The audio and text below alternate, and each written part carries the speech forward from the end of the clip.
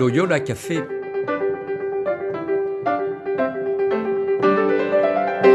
Loyola Café, on y discute philosophie et théologie.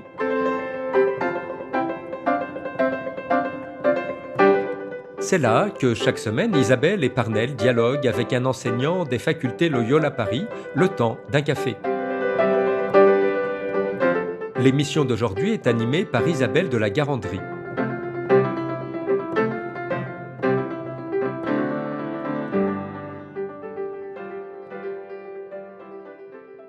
Chères auditrices, chers auditeurs, bonjour, bienvenue dans ce nouvel épisode du Loyola Café.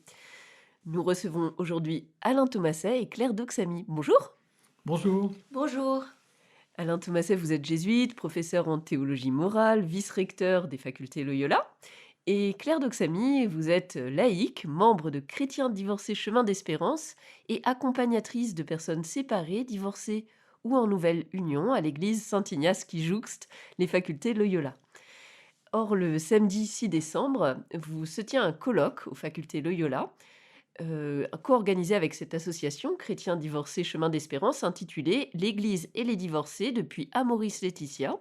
Quelles avancées, quelle résistance ?» Déjà, une question très simple, pourquoi avoir voulu ce colloque ? Alors ce colloque, il est venu d'un double anniversaire, celui de l'association Chrétiens divorcés Chemin d'Espérance qui a été créée par le père Guy de Lachaud, donc il y a 30 ans, et puis les bientôt 10 ans d'Amoris Laetitia qui ont marqué une date tout à fait particulière dans l'accompagnement des personnes séparées ou divorcées. Présentez-nous peut-être justement cette association Chrétiens divorcés Chemin d'Espérance ? Donc c'est une association, comme je le disais, qui a été fondée par Guy de Lachaud à un moment où les personnes divorcées étaient en grande souffrance dans l'Église parce que se sentaient très rejetées et exclues. Il était curé de paroisse à Paris, à Saint-Hippolyte, et des paroissiens sont venus lui demander des explications et on lui a proposé de faire une exposition dans son Église. Et pour lui, disait-il, le divorce était un problème théologique et il s'est rendu compte que c'était une souffrance énorme et qui n'était pas véritablement accepté ou reconnu par beaucoup de pasteurs et de laïcs en Église. Très bien, mais que proposez-vous concrètement dans ces groupes ? Alors nous avons deux sortes de groupes, des groupes de personnes séparées divorcées, qui sont soit dans le tsunami du divorce ou bien qui sont divorcées depuis quelque temps mais toujours extrêmement souffrantes, ou bien même des personnes qui sont divorcées depuis 30 ans et qui n'ont jamais en fait accepté ce divorce. Donc ça, ce sont des groupes mixtes, hommes-femmes, donc non remariés.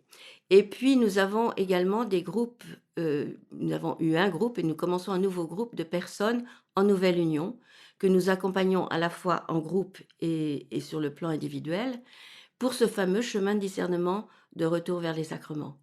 Et c'est très beau de voir à quel point les situations sont différentes, mais aussi se croisent, et quel chemin de foi est fait dans ces groupes. Du côté des facultés Loyola, quelle expérience de tout cela finalement ? Alors, il y a plusieurs expériences. L'une d'entre elles, c'est que ça fait 10 ans qu'on travaille sur cette exhortation apostolique post-synodale pour la faire connaître. Donc, on a animé la rédaction de l'édition qui a été aussi copilotée avec la Conférence des évêques de France et les facultés de théologie de la maison. On a proposé beaucoup de formations dans les diocèses. Je sais pas, on a vu 40 ou 50 diocèses pour former les acteurs pastoraux qui le souhaitaient, et qui souhaitaient découvrir la manière de faire de cette exhortation. Et puis depuis 5 ans maintenant, nous proposons aussi des sessions de formation pour les acteurs pastoraux, en général les responsables diocésains, de la pastorale du catéchuménat, de la pastorale familiale, des personnes en charge des divorcés, divorcés remariés, ou d'ailleurs aussi des personnes homosexuelles, au discernement pastoral, c'est-à-dire quelles sont les motivations théologiques, quelles sont les manières de faire pratiques, quelles sont aussi les ressources spirituelles dont nous avons besoin pour mener cet accueil et cet accompagnement. On fait ça en collaboration avec le Centre spirituel Menrez, qui est à Clamart. On connaît effectivement beaucoup de personnes souvent dans ces dimensions-là et parfois pour lesquelles c'est pas simple en église. Alors pourquoi avoir pris Amoris Laetitia comme borne de ces questions-là ? Oui, il fallait dire, et je pense que c'était important de faire ce colloque parce que, bon, la question des divorcés, divorcés remariés est une question pastorale très importante aujourd'hui. On voit bien dans les paroisses, dans les lieux de préparation au mariage, mais aussi de catéchuménat, de pastoral des jeunes. Donc c'est un sujet vraiment important qui, comme l'a dit Claire, est marqué aussi par des souffrances, des difficultés à vivre et à se sentir accueilli dans les communautés chrétiennes. C'est vrai qu'Amoris Laetitia a marqué un tournant, on peut dire, non seulement parce que, je dirais, Amoris Laetitia, d'abord, loue beaucoup le mariage chrétien. Bien entendu, il ne renonce à rien à l'idéal chrétien du mariage, mais il ouvre des possibilités d'accompagnement, de discernement et de réintégration possible au cas par cas de ces personnes au sacrement de l'Eucharistie et de la réconciliation. Donc de fait, c'est une ouverture. Déjà, Jean-Paul II avait fait des ouvertures intéressantes, mais François est allé plus loin encore.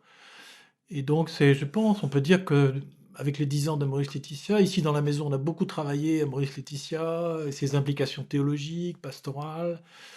On fait de la formation pour les acteurs pastoraux, les sessions pour la formation au discernement pastoral. Qu'est-ce que ça veut dire? Donc c'était normal qu'on s'associe à ce projet. Alors, quel est le programme justement de cette journée? Quelle grande piste avez-vous choisi de déployer pendant celle-ci? Alors le matin sera plutôt historique, biblique et théologique, avec un historien, effectivement, le bibliste, le père Lefebvre, et puis Alain Thomaset et Hélène Bricou.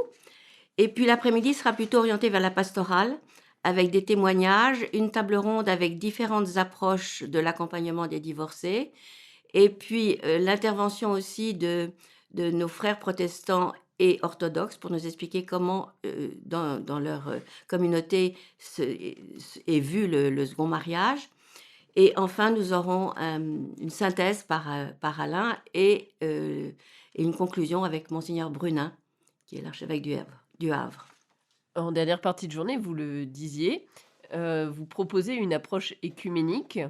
Et propose-t-on une approche différente de ces questions sur les églises et comment, pour un peu plus dire les choses pour nos auditrices et auditeurs? Oui, pour faire simple, parce que c'est pas toujours pareil dans les églises protestantes non plus, mais disons pour les protestants, le mariage n'est pas un sacrement, donc déjà le divorce, toujours évidemment vécu comme un drame, et on peut dire une difficulté, mais il y a une possibilité de remariage et de bénédiction d'un remariage dans la tradition protestante.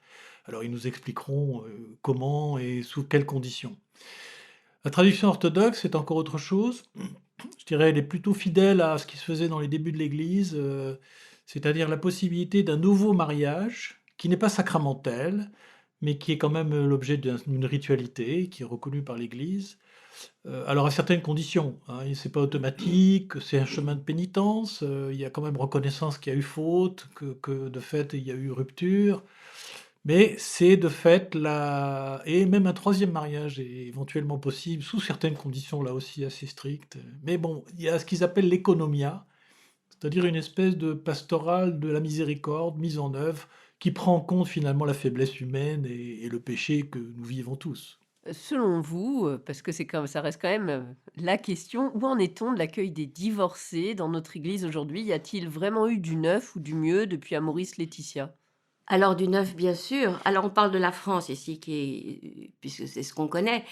C'est très variable, la réception était très variable selon les diocèses, les paroisses. En fait, selon le fait que on avait lu à Maurice Laetitia, on l'avait intégré, on l'avait compris, ou qu'au contraire, il y a encore des incompréhensions qui existent et des questions. Beaucoup de personnes n'ont pas lu à Maurice Laetitia, beaucoup de personnes n'ont pas fait attention aux ouvertures qu'elle proposait. Donc il y a encore beaucoup de travail à faire, mais il y a du travail qui a déjà été fait et donc ça, il faut le reconnaître aussi. Et vous, Alain Thomaset, qu'en dites-vous avec votre regard de théologien?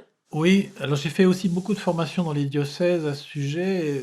Il y a un certain nombre de diocèses en France, à peu près une trentaine, qui aujourd'hui ont élaboré des directives pour l'accueil, l'accompagnement, le discernement des situations, parce que tout n'est pas pareil évidemment, et la réintégration éventuelle dans une responsabilité ou au sacrement dans la communauté. Donc voilà, ça a progressé, mais bon, on peut dire 30 sur une centaine, c'est encore, il y a encore du travail à faire, de fait, oui. Il y a une diversité dans l'Église de réception d'Amoris Laetitia. Il y a des endroits où c'est encore peu connu, peu lu, ou voire pas beaucoup accepté. Donc voilà, il y a un peu à faire le point aussi sur ces différentes manières de comprendre Amoris Laetitia. Certains endroits, on est favorable à l'accueil, mais pas du tout au discernement ou à la réintégration sacramentelle. D'autres, au contraire, où il y a des démarches très belles de formation de la communauté, d'accueil par la communauté, de réintégration aussi dans la communauté en présence le dimanche, par exemple. Voilà. Donc c'est assez varié et c'est intéressant aussi de voir comment les gens réagissent. Et voilà, donc de fait, il reste beaucoup de questions pastorales. Les acteurs pastoraux nous interrogent beaucoup sur comment faire, sur la manière d'accompagner, la manière de discerner, comment former la communauté, comment faire la publicité aussi sur ces possibilités, parce que ça existe, mais souvent les gens ne les connaissent pas. Donc il y a beaucoup d'informations à faire. Et peut-être pour rappeler quand même, à nos auditrices et auditeurs qui n'ont pas forcément tous lu Amoris Laetitia, quels sont peut-être justement les points précis où cela ouvre des chemins? Alors, c'est ce que j'expliquais tout de suite à l'instant, de manière brève. Amoris Laetitia fait deux choses. Il loue le mariage et il invite beaucoup à bien préparer le mariage parce que c'est une vocation et que voilà, c'est important. C'est un peu comme une vocation sacerdotale, une vocation religieuse. Une vocation au mariage, ça se prépare. Voilà. Et puis, il est aussi dans une pastorale de la miséricorde. Donc, il essaye de prendre les gens là où ils en sont, dans leur histoire singulière, qui est marquée par des échecs, par des hauts et des bas. Et il propose que finalement ces différentes situations peuvent être très différentes soient jugées différemment, en quelque sorte. Et que donc il y a ce que d'ailleurs Jean-Paul II proposait déjà.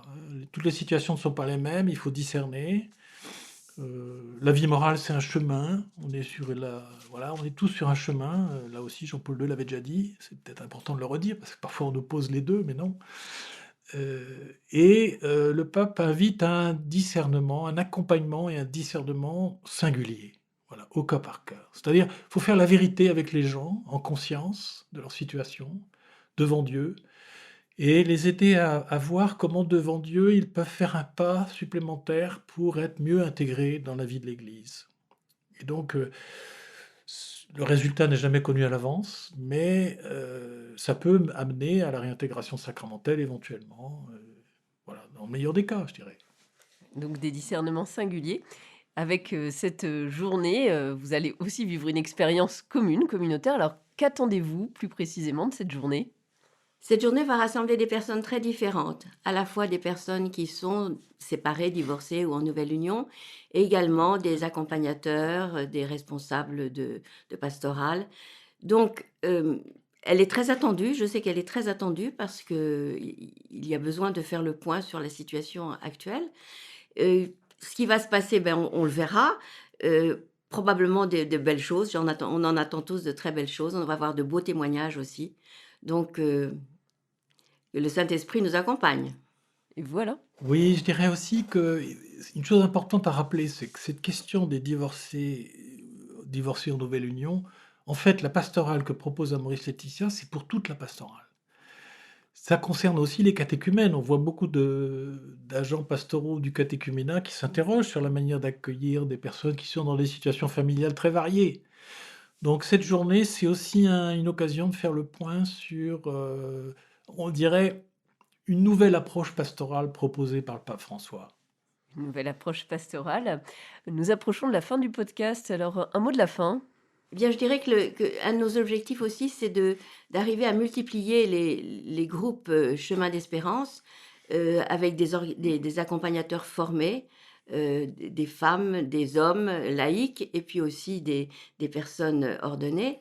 Donc, voilà, on espère beaucoup ce développement parce qu'il est nécessaire. Il est encore peu connu. Donc, voilà, ce sera l'occasion d'expliquer ce que nous faisons. Oui, c'est l'occasion aussi de sensibiliser les chrétiens aujourd'hui sur cette manière de faire qu'ils connaissent peu, dans ces dimensions théologiques, pratiques, pastorales, voilà, pour que notre Église soit davantage capable de cette pastorale de l'accompagnement et du discernement. souhaité par le pape François et que le pape Léon XIV semble continuer à vouloir vivre. Dans une forme de continuité. Merci beaucoup, Claire Doxamy et Alain Thomaset de ce podcast. Et quant à nous, chères auditrices, chers auditeurs, à bientôt pour un nouvel épisode du Loyola Café.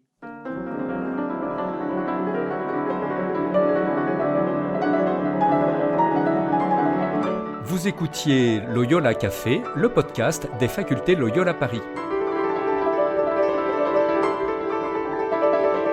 Pour ne rater aucun épisode, abonnez-vous gratuitement sur votre application préférée, Spotify, Deezer, Apple Podcast ou YouTube Podcast.